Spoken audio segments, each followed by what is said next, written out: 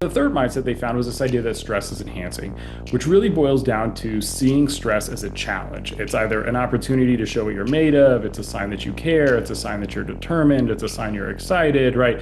You see stress as an opportunity to demonstrate what makes you special or to rise to the occasion. And SEALs who had this mindset, their individual performance improved and their team performance improved because they stayed engaged in these helpful team related behaviors, right? So what ended up happening, and you can sort of picture this like in a locker room or out there in buds training, right? Is like SEALs who are having this stress is enhancing mindset are saying things like, let's go, we've got this, or oh, we trained for this, or we're ready, or this is what it's all about, or this is what we worked so hard for.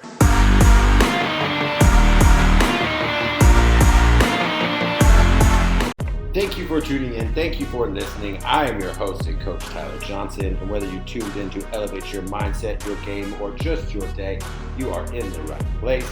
My guest this episode returns as he is a performance psychologist currently working as an executive in professional sports. He's worked with some of the best athletes in the world in the NBA, NFL, MLB, as well as the Olympics, as well as high performers in other domains like military units, Fortune 5 companies, and venture-backed startups. Please welcome back to the Elev8 podcast, Dr. Alex Auerbach.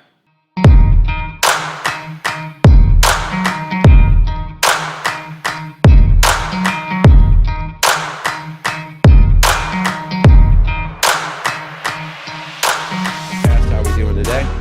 Tyler, I'm good, man. How are you? Good. It's great to have you back. I wanted to catch up, learn always from one of my favorites and best that we've had on the podcast. I know one of the things since I think we've last had you that I'd love to have you share a little bit about is kind of the Momentum Labs and your role and kind of the work you guys are doing there. Yeah, man. Well, thanks for the opportunity and thanks for having me. It's good Yeah, to be back. yeah. So, Momentum Labs started myself and a few other performance psychologists and folks in pro sports, really with the idea that we should be trying to get access to young athletes, the same mental skills training and mental health support that's offered to the highest level athletes.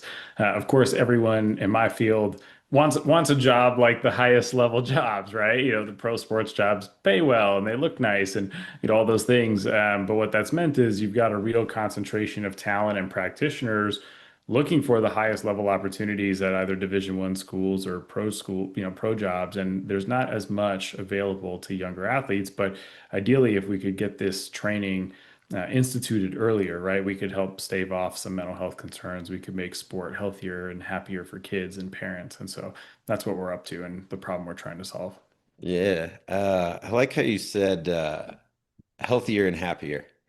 Um, with kind of what we see in youth sports, and I think a lot of times my experience with coaches and parents is they'll acknowledge that what we're asking kids to do through youth sports is more challenging, more difficult environment than they were used to. Um, but then sometimes the kids aren't experiencing, they're not as happy, a little less healthy on their side. Can you talk about why it's so important to really be able to help equip young people with some of these mental skills, especially the ones that are going through high stress sports environments? Well, there's really good data actually that shows that athletes that develop these mental skills do actually enjoy sport more, persist longer, play longer, and get more out of it, right? So there's a lot of good benefits to making sport a little bit more mentally tolerable, if you will, and to help athletes develop the skills they need to manage the stress that comes with sport, right? I mean, inherently, even if you're playing pretty recreational sport, right, there's still an element of competition. There's an element of wanting to win, coaches, parents, even referees, like everyone has some skin in the game, right? And so the people who have the sort of least amount of skill to navigate all that stuff just based on where they are developmentally is kids. And so we've got to figure out how we help them manage both the pressures from coaches and parents, but also just the natural pressures that emerge from playing with your peers or wanting to be good at what you do.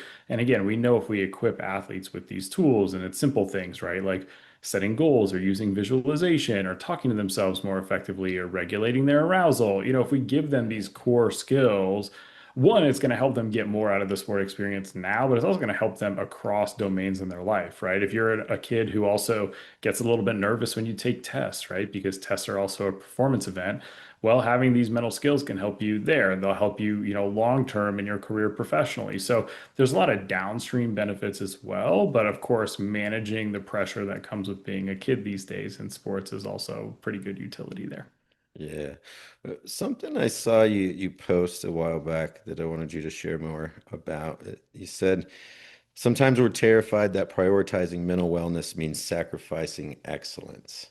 Can you talk more about that and why there's sometimes this, from what you just said, this yet sometimes this hesitation from coaches and adults to put a little time and energy behind this development? You're going to put me on my soapbox, three questions in, huh? I like I it. love it. That's why you're here. Yeah, I mean, look, I think sports in general has this sort of false dichotomy that exists between toughness and well-being, right? It's the idea that you've got to like sacrifice everything for the good of the team. And if you're resting, the enemy's getting better. And if you're not getting better, you're getting worse. And if you're not mentally tough, something's wrong with you. There's just all these sort of narratives that emerge from this idea that really the core of excellence is suffering, essentially. And the reality is like, yes, suffering can bring some excellence, but that's not the only way to get to a point of excellence. And you're seeing athletes, we just don't talk about them the same way, but you see athletes all the time who are successful by prioritizing their well-being. So right now in the NBA, speaking of basketball for a little bit, right, you've got Yeah. two of the best players of all time who are pretty vocal about how much they do to take care of themselves in LeBron James and Steph Curry, right? Like Yep. Steph talks openly about his love for basketball and his performance coming from a place of joy, not suffering. LeBron talks a ton about his recovery. I know there've been articles written about him spending millions of dollars a year, right, investing in his well-being. And so we have good examples of athletes who are in fact prioritizing their wellness, and it's leading to high performance. And you've got good examples in other sports too. Roger Federer took his family to have emotional support everywhere he went. You can think of like Simone Biles, who stepped away from the Olympics for a little bit to take care of herself and then came back and won a gold. Like you've got good examples that this formula can work. But the narrative sort of persists that, like, if you're taking care of yourself, right, you might be soft or weak or whatever. And so I just think that's a bunch of nonsense, right? And the data backs me up. So there's this idea that if we can, in fact, take care of ourselves more effectively, what you're really doing is giving yourself a solid baseline to sort of launch into high performance, right? So the way I think of it is almost like coming from a higher elevation to reach your peak versus digging out of a hole to reach your peak, right? If you're really tired, you're fatigued, you're worn out, you're practicing toughness, whatever that might be, it's going to be harder to get to your highest level. You might be more persistent, you might sort of be doggedly gritty in ways that are unhelpful, but that doesn't mean that you're reaching your best, Yeah. level. But if you've taken good care of your well-being, I think it's much more likely you're going to get there. Yeah. Um, One of the other things I saw you kind of post and expand upon, I think maybe it was on your Twitter, was these three mindsets. And I think in sports, we hear a lot about the growth mindset, and I want to hear maybe what you think we often maybe get wrong when it comes to that. And then also this other idea of this two mindsets of this that stress is enhancing and that recovery is an investment. Can you talk about those three mindsets and kind of how you observed those with top athletes? Yeah, for sure. So let's back up one step and talk about what a mindset is at its like simplest level so we can sort of set the stage for why these matter. But I think it's important to recognize that we actually have mindsets about everything, right? Mindsets are just a set of beliefs that guide your perceptions and actions in its simplest form, right? So we have mindsets about stress and sleep and food and growth and all these other areas of our life that dictate the way that we respond to things. And there's some really interesting research. There's a woman out at Stanford, her name's Aaliyah Crum, who's done some research that shows that even your mindset about food shapes the way your body responds to how you digest a shake or something like that, right? So it's pretty significant, even at a physiological level, the way that your beliefs are guiding how your body responds and how hungry you feel and things like that, right? So that's what a mindset is. Again, it's a set of beliefs that guide our perceptions and actions. And so in sport, then there are kind of three mindsets I'm looking for when I'm working with the top level athletes. And of course, it's not an exhaustive list, but it's a simple list and an easy place to start, right? So the first is growth mindset with fixed mindset, right? So growth mindset, the book, great book, really, I think inadvertently, and Carol Dweck, I think herself would say this, position growth mindset as this sort of like end all be all way of existing, right? Where like if you fail, you just try to get better. And if you put forth effort, things will always work out for you. And then she wrote, 12 or 13 chapters about all the ways this mindset plays out across domains, sports being one of them. And of course, the truth is, yes, hard work, effort, and persistence, right? The core of a growth mindset, of course, they matter for being good at things. It's sort of like a no-brainer in some, right? But that's really not enough to separate you at the highest level, right? Like if you get to the NBA, look, not everyone works hard, but like 80% of the guys work hard, right? Like if that's what you're hanging your hat on, like you're just not going to be that different. So you do need a little bit of a fixed mindset, which is this belief that your natural ability or your talent helps you succeed. And really what that does is allow you to tap into your signature strengths, identify what makes you special, and then double down on those things. So to think of a guy we just talked about, Steph Curry, right? Like Steph is a great athlete, obviously an incredible competitor, very hard worker, also an elite shooter, right? Figured out pretty quickly, hey, shooting is a thing that I can work on and work on and work on. And if I do that well, I have a chance to really separate myself and become something special. So he has this sort of fixed mindset idea about his shooting ability, right? This is a talent that I have and I'm going to try to maximize it. It's not bad to have some fixed mindset. It's actually quite good. The best performers are really high in both, high in growth mindset and high in fixed mindset. But we've been probably inadvertently and unfairly, in sports and broader business culture, sort of like conditioned to think that it's one or the other. It's not really one or the other, and the original data doesn't bear that out. So the first mindset we try to cultivate is, look, we want you to believe in hard work, effort, and persistence. We want that growth mindset. And we want you to identify a signature strength, a talent, and ability you have that we can double down on, that we can leverage that fixed mindset to really help you become great. And when we look at players in the NBA draft or the NFL draft or any draft, really, one of the questions that often gets asked is, what is this player's elite skill, right? Like knowing what that thing is, what you can build a fixed mindset around is extremely helpful. Now, it doesn't mean that's the only thing you can do. It doesn't mean you should wrap your identity up in that. Like there's lots of nuance there, but you should figure out what it is that you're naturally good at or where your talents lie and figure out how to maximize that. That's going to be an efficient use of your time. So that's mindset one, right? Growth mindset and fixed mindset, not either or. The second mindset is this mindset that stress is enhancing. And this again comes from Aaliyah Crumb's research. She went out to Bud's training for Navy SEALs and basically examined like how do SEALs think about stress? And if you think about Western culture and growing up in the United States, like I grew up, I was born in the late 80s, kind of grew up in the 90s and 2000s, like right around the time where everyone was telling you, stress is bad, right? Stress is as bad for you as sitting or smoking. If you're stressed out all the time, you're going to die early. Stress is the cause of all these terrible things. Yep. And to a degree, that's true, right? Chronic stress with no recovery can have really bad outcomes. But again, we've inadvertently, sort of popularly made stress the bad guy. And the reality is, stress is not bad. Stress is just your brain and body getting you ready to do something effortful. Cortisol is not a stress hormone. Cortisol is an energy hormone. You get cortisol first thing when you wake up in the morning to get out of bed. Like cortisol is there to mobilize you. Stress is there to mobilize you. It's not there to debilitate you. But the way we've talked about stress is that it's really harmful and problematic, and that if you feel stress, you should try to get rid of it as quickly as possible, right? We've all been conditioned basically into this idea that stress is bad. So what they found with these Navy SEALs was there's sort of three mindsets people have about stress. The first is stress is debilitating or stress is bad, right? And what they found with these SEALs was that SEALs who had this mindset quit early. So if you can imagine training for years to get to this sort of like pinnacle experience where you're going through a really intensive period, and what you've got to do is like push yourself hard for a couple weeks, and then at the end you're going to reach your goal, right? To get to that point and then quit when it gets really hard because you had this belief that stress is bad is pretty significant, right? And then of course that hurts your team because, being a Navy SEAL is a team sport, right? And so now the rest of your group has to finish without you. And so sure enough, again, SEALs who had this stress is debilitating mindset, their team performance suffered, their individual performance suffered. They quit early because the fastest way to get rid of stress, if you believe it's harmful for you, is to leave and quit, but not the most adaptive way to deal with Yeah. stress, right? So that Right. was mindset one about stress. The second was this sort of will your way through it mindset. And what I Mhm. think is really interesting about this one is SEALs who have this mindset, their individual performance didn't suffer,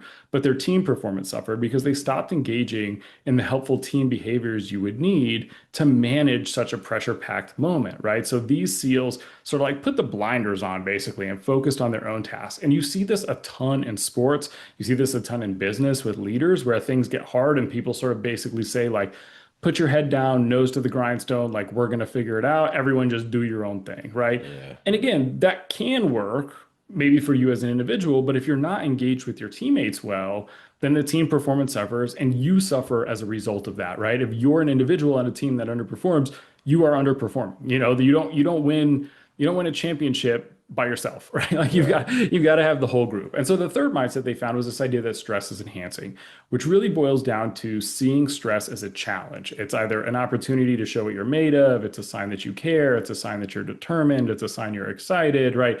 You see stress as an opportunity to demonstrate what makes you special or to rise to the occasion. And SEALs who had this mindset, their individual performance improved and their team performance improved because they stayed engaged in these helpful team related behaviors, right? So what ended up happening, and you can sort of picture this like in a locker room or out there in buds training, right? Is like SEALs who are having this stress is enhancing mindset are saying things like, let's go, we've got this, or oh, we trained for this, or we're ready, or this is what it's all about, or this is what we worked so hard for, right? And you can imagine hearing that and being like, oh, yeah, that is true.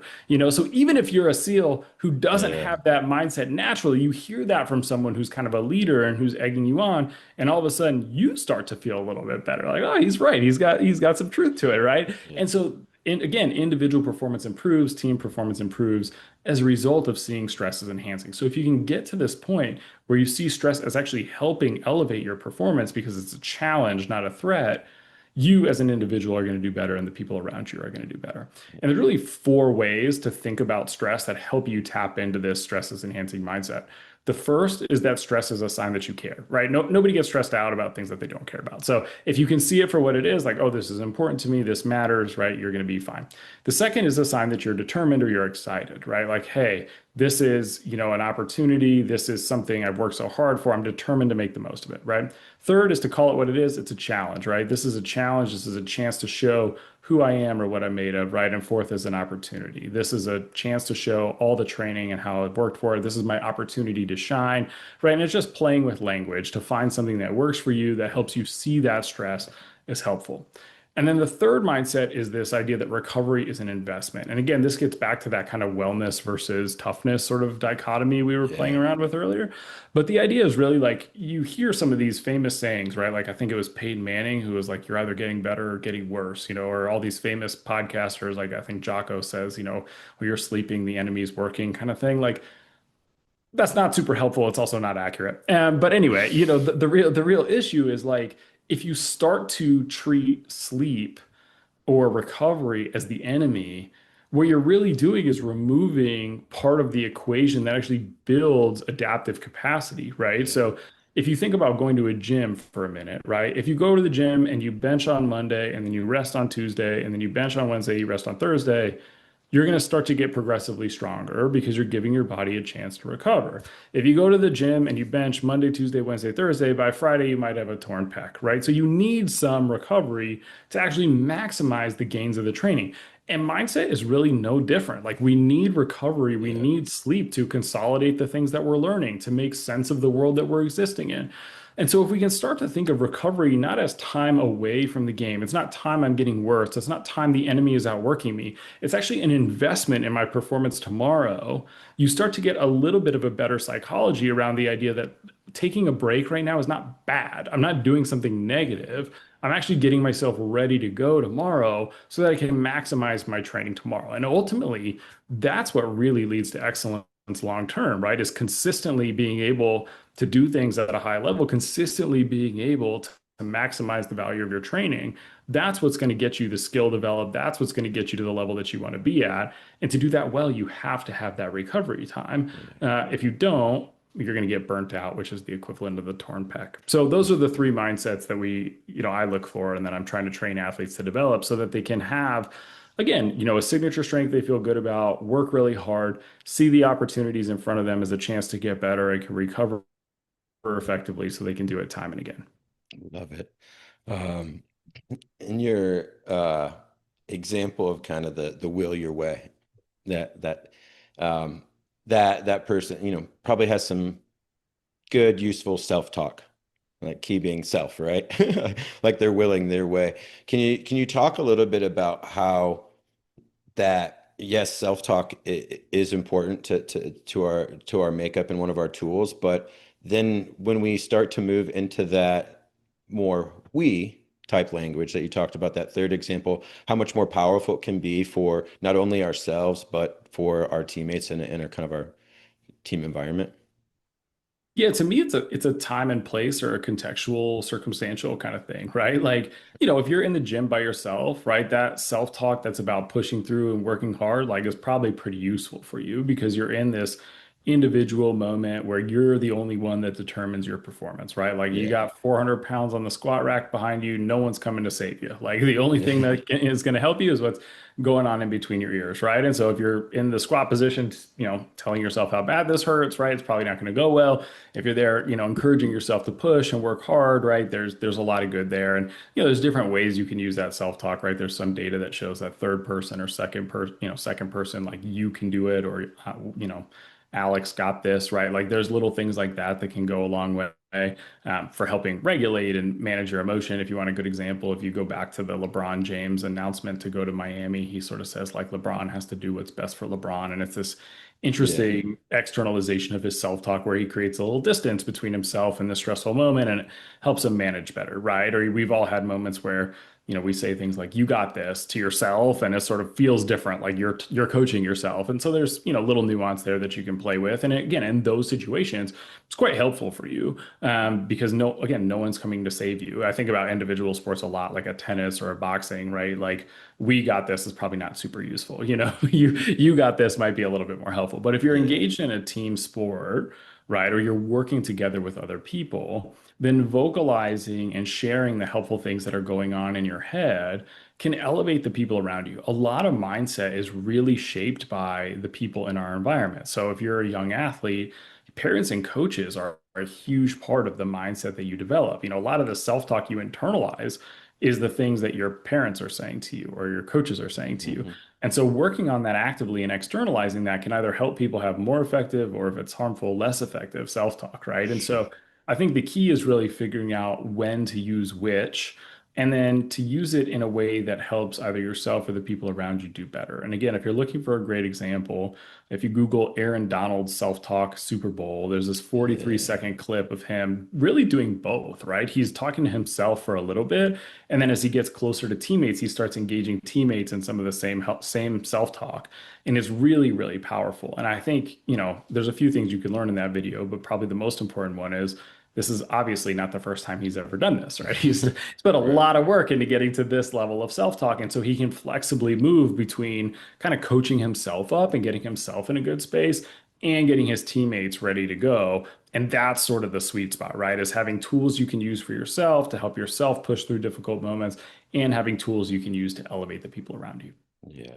I notice in my journal, I start to write in that second, you've got, things about my day projecting. And yeah, I think there's sometimes I notice in my experience in my journal, I write, yeah, sometimes in multiple persons in that just, mind dump that I'm doing.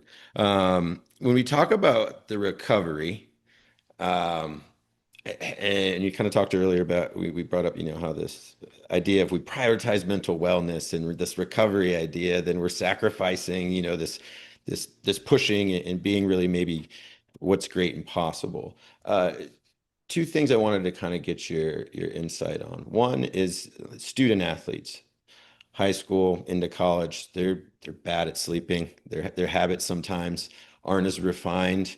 Sometimes they don't haven't maybe if they listen to the first 15, 20 minutes of this, that'll help some of those young people. But yeah, a lot of times they find they don't have great habits and they're trying to refine those habits while stressors are going up. They're going for a college experience or varsity, whatever their progression might be at that moment.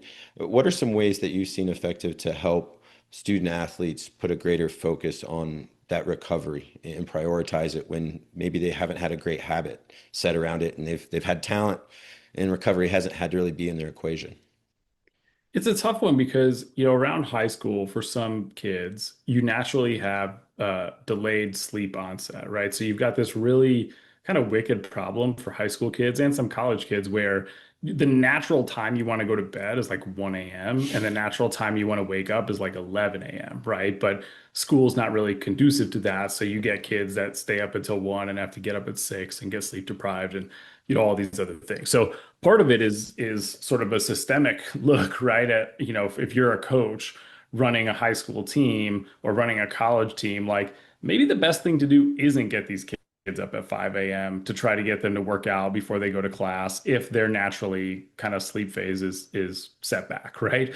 And surveying your athletes and figuring out like where are they can be a useful Mm. way to do that, right? And then there's all sorts of good data out there about what you can do to shift sleep in a right direction, and we can talk about that if you want to. But I think that's sort of point one, right? Is like some of it is on the athlete, but some of it's also just the system we've created. And so trying to be mindful of the fact that like there are benefits to waking people up early. There are also benefits to doing training later in the day, especially if your game times are later in the day. Like there's all sorts of things to play with there. And so you can actually set your athletes up to develop healthier habits and be more successful just by playing with some of the situational variables that impact the way that they're operating anyway. And then for athletes who are thinking about like, how do I actually get into some of this recovery stuff a little bit more, or this makes sense to me? There's sort of two parts, right? Again, if you're a high school or college athlete, you're still pretty young. And so just the amount of recovery time you need is probably going to be relatively less than, say, a 40-year-old LeBron James or a 36-year-old me, right? But that doesn't mean you need none. It just means that you might need a little bit less. And so what I'd suggest to start is like look at the best athletes that you idolize and look at what their routines look like. There are no elite pro athletes out there who engage in no recovery. Like it just, you cannot find one. And so if that's what you want to be, if that's what you're working toward, then look to your role models to see how are they doing it and what can you copy or replicate from their experience that would help you get a little bit more into what you're doing. And I think this is one of the things that you even see at the highest level of sports is when guys come into the league. There was just an article a few weeks ago about DK Metcalf and like his diet, right? And he like drinks, coffee at noon and eats 4 bags of candy, right? Like that won't sustain though forever. He's gonna eventually have to get to Right. what Tom Brady did. Not exactly the same thing, right? But like you got to eat avocado and some egg whites. So you look for these guys who have had the career that you want to have and who are doing it at the level that you want to do it at, and you try to replicate that, or gals too, right? Like everyone across sports is using some of that. And then I think the second thing I would encourage is pay attention to how you feel. Again, like if you just actually tune into how do I feel going out to training after a good night's sleep? How do I feel in the film room after a good night's sleep? How does my body feel after I've done a little bit more stretching or cold tub or whatever it is that works for you? And like gathering that data to support the decision can also be really reinforcing. So if you have a good experience where you train really hard and you recover really hard and then you're ready to go the next day, when ordinarily, if you didn't do any recovery, you'd be kind of like groggy, or maybe your legs are still a little sore, whatever it might be. Like that's really good data for you that suggests doing a little bit more of that's going to allow you to Yeah. get more out of your training and allow you to get a bit better. And that's really what we're after. Yeah. There's an app someone told me about a long time. I think it's called How Do You Feel? It's a free app, I think. But yeah, it's a simple way to kind of log and get color codes, but you can set it as an athlete for times of the day. So you can kind Hmm. of, if you wanted, how many times you want to respond to it. And then I think it's also good for young people just because then it kind of drives you to some feeling identification, and recognize what are those things that are feeling inside you. But yeah, those are, I think, just being able to kind of track that feeling. And you talked about athletes, watching the best, seeing what their routines are. When it comes to the best coaches in team environments that you've seen, what are they doing and providing to off balance what I think, coaches, you come to practice, coaches are stress inducers, right? Practice gets harder, right? Like we know it's going to be as probably the toughest part of our day physically. What are some of the best coaches and programs doing to make sure that their athletes are hopefully getting that balance of recovery in? Yeah, I think the best coaches are treating themselves like pro athletes, right? They're starting to eat well, sleep well, prioritize these things, and recognize that they play a huge part of whether or not recovery does or does not happen, even down to like the post-game speech, right? There's data that shows that if you yell at your athletes after a loss. You're actually delaying recovery for them, so they're really thoughtful. The best coaches are really thoughtful about how they're using their time and what messages they're sending. And then they're also taking care of themselves just like we would expect any other high level performer to take care of themselves. And it makes sense, right? Like if you get a good night's sleep, you regulate your emotions better, you make better decisions, right? You eat cleaner, you think more clearly. Like it's not that complicated. It's just that there aren't that many people doing it, right? So I think the key is to think of yourself like a performer, right? If you're a coach, to think of yourself just like you think of the best athlete on your team and think about what would they need to be successful and how do you give yourself that to be as successful as you can be. I think the second thing I've seen from the best coaches I've been around is a real focus on simplicity. Simplicity doesn't mean easy. It just means there's not a tendency to over-engineer things, which I think happens a lot for coaches when there's sort of a push to either get more out of your athletes or to try to innovate or do something creative. But really, like the best coaches have, the best coaches I've been around have like, somewhere between 2 and 5 rules, right? Versus the worst coaches I've been around have a rule book. Like little things like that go a really long way for helping people understand what's important in this environment and how we're going to interact. And then third, I would say is for coaches to find your kind of authentic core, right? And especially as we get more into this like player-led movement in sports where how players are feeling, the relationship with players is becoming more and more important. Players are having more power and more autonomy at every level. Like it's going to be easier to get more out of them and more out of yourself by being yourself and giving them something authentic to connect with makes it easier for you to manage, right? If you just show up in yourself every day, it's a lot less difficult than putting on a mask and going to work.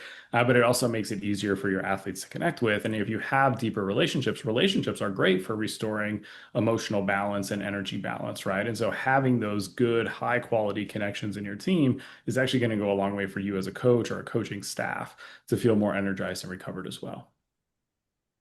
That trust, kind of when we talk about trust, especially like as you just said, the athletes having more power.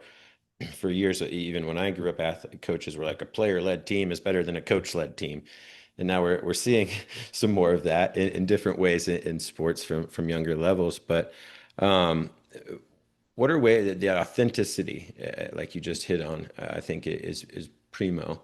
But what are some other things that we can do to build trust when our athletes and coaches are more pivotal in what seems more of a transient environment than it ever has been? How can we instill real trust in our teams and our programs?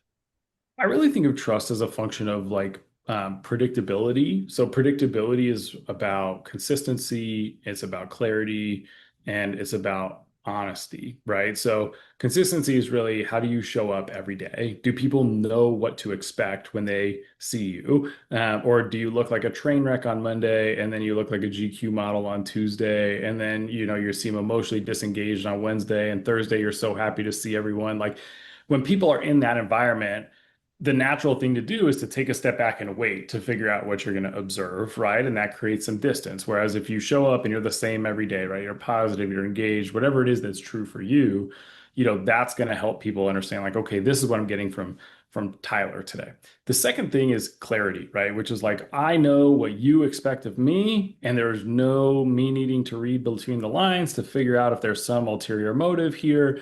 And that can be really liberating for people. Even if it's hard to deliver that message kind of on the front end, like, hey, look, you're the best you're going to be for us this year is the seventh man in the rotation. Like, that might suck for player number 7 to hear that. And it gives player number 7 a real clear set of expectations about how to interact, what's expected of them, and what their opportunities are. And when people feel like there's been clarity, then they feel a little bit more free to operate and they feel like they can trust you. And then third is honesty, right? And it sort of goes hand in hand with clarity. But um, telling the truth repeatedly is a remarkably easy way to get people to trust you. And athletes are savvy, right? Like we know, they know if you've said one thing to player A and another thing to player B, like they're gonna figure it out because they're gonna talk to each other.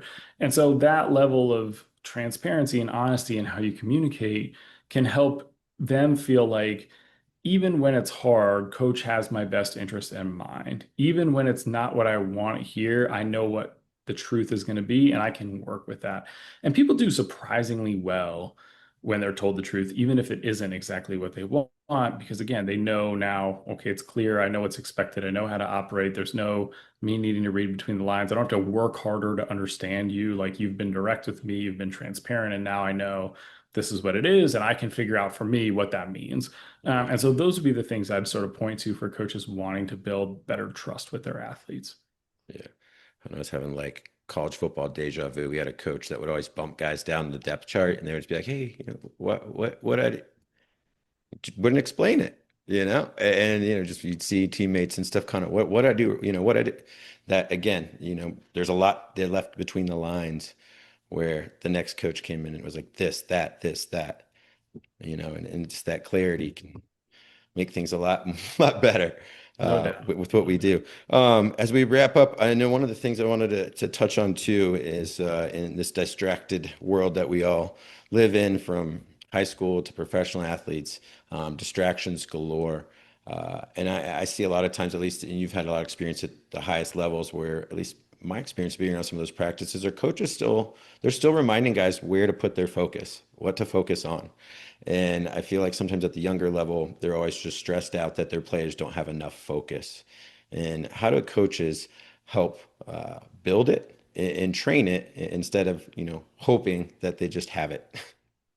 Yeah. So the first thing is to create the conditions that allow for the distractions to kind of fade away, right? So like let's say you're coaching a 15-year-old high school soccer team, right? Like if your practice starts 5 minutes after school ends and they're all on their phone walking out there and then you expect them to put their phone down and get into practice, like probably going to be pretty disappointed, right? And so, you Trouble. know, start by creating those conditions. So even if it means you're going to start a little bit later, or the first 5 minutes of practice are going to be like a chance for them to disconnect and do some breathing and stretching and like deep breathing, like help them transition into the headspace you want them to be in and away from whatever it was before, right? People take about 23 minutes or so to let go of a distraction and be fully present. So if you imagine ending school at 3 and practice starts at 3:30, you're cutting it pretty close, right? For someone being ready to really lock in. If you start at 3:15, chances are you're going to have a few minutes of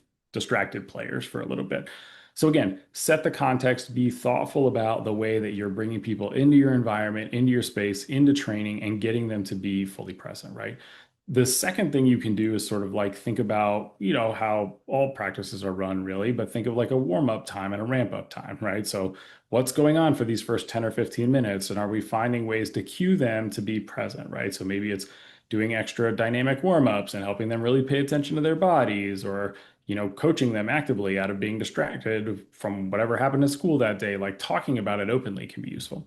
Third would be to do some kind of like George Mumford style, Phil Jackson style mindfulness practice at the beginning, right? Like do something that gets people to be in the moment, whether it's 5 deep breaths or 3 deep breaths or 3 minutes of closed eye, arms linked meditation that brings everybody into the moment. Like that stuff is super high leverage and super high value, because really what you're deciding is like, do I want to spend these 3 minutes, 5 minutes, 10 minutes getting everyone to like 90% focus or even 100% focus, which would be really hard, but like close?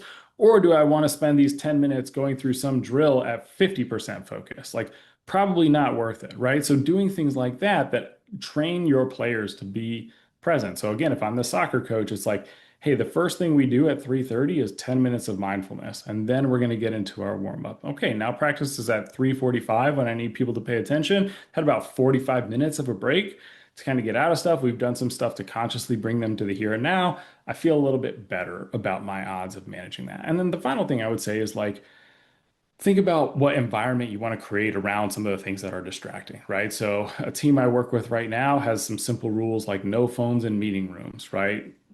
Simple, but pretty effective. No one's gonna be distracted if their phone isn't around, right? So Yeah. maybe it's no phones at practice, or maybe it's phones away in a backpack, and we're only gonna do this at one period, whatever is like practical. But thinking about ways you compartmentalize those things, I think can be really useful. So those would be a couple of kind of practical recommendations I'd make for managing some of Yeah. that stuff. I love to you don't have to, doesn't have to change your whole practice 30, 40, you just within a couple minutes at the beginning, and some things you can do at the end, to just get a lot more, I think, out of young people when you set yourself up 100%. set yourself up for success in the couple of great examples you gave. Um, One last question to wrap up. If I gave you like the old magic wand tomorrow, and every student athlete woke up with a mental skill Oh, that they were now had, like they'd been training it for a decade, they've now been empowered with it. What would be the mental skill that comes to mind you would wish upon young people? man, what kind of power is this? I love it. I think the skill I would wish upon them would be mindfulness. I think we've got really good data that shows mindfulness can improve focus and attention. It can help emotion regulation. It can help decision making. It can help clarity on your values. It can help you be more centered and present. Like, why wouldn't I wish that for everybody, you know? So that'd be the one I'd choose. It's just a super, super high leverage skill, pretty easy to practice, doesn't take a ton of time to see benefits. We see now like anywhere between 100 and 120 minutes of practice is enough to lead to some structural changes in your brain. That's pretty good. Like if you could imagine, lifting weights for 120 minutes and seeing some real structural changes in your body, most people would do that in like 2 seconds. Right. So, if you could spend 120 minutes and get that out of your brain, probably worth it.